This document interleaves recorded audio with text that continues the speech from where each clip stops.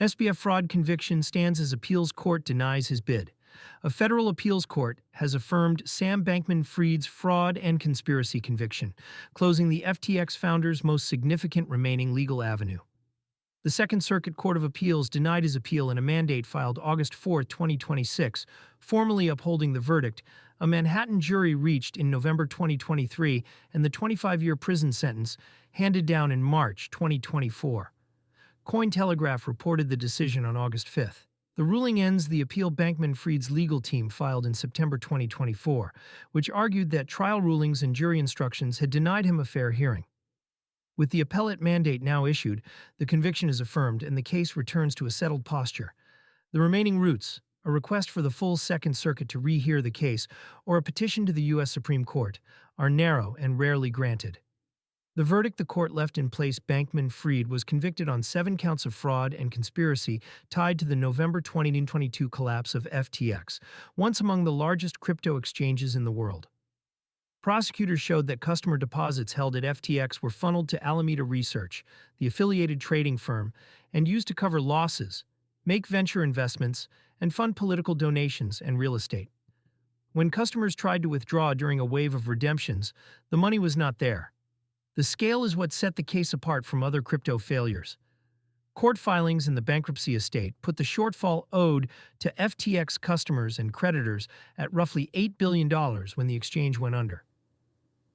The sentencing judge cited the size of the loss and Bankman-Fried's conduct on the stand in imposing the 25-year term, an appeal that ran out of road. The September 2024 appeal did not contest the underlying facts of where the money went. It focused on process, claims that the trial judge's rulings on evidence and the instructions given to the jury tilted the proceeding. The Second Circuit was not persuaded. By denying the appeal and issuing its mandate, the panel affirmed both the conviction and the sentence, and it returned jurisdiction to the district court to carry the judgment forward. For a defendant, an affirmed conviction at the circuit level is a hard wall. A petition for rehearing en banc asks the full appeals court to revisit a panel decision, and courts grant it sparingly.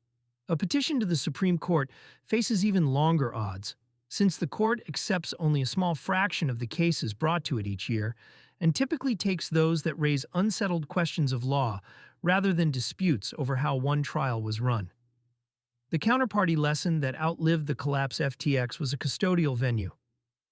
Customers who deposited funds did not hold their own keys. They held a balance on a company ledger and trusted the operator to keep the assets segregated and available.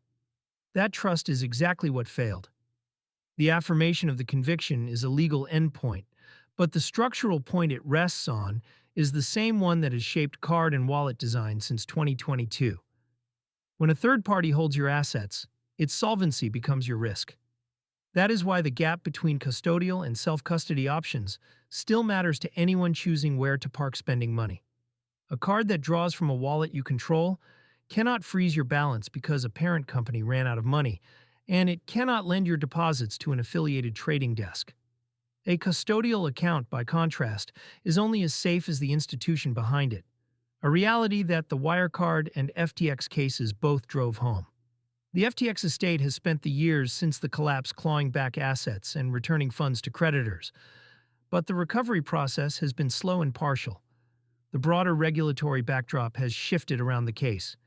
U.S. lawmakers have spent 2026 working through market structure legislation, and enforcement bodies have kept up scrutiny of exchanges and token issuers. The affirmation removes one of the last open threads from the era that made that scrutiny feel urgent.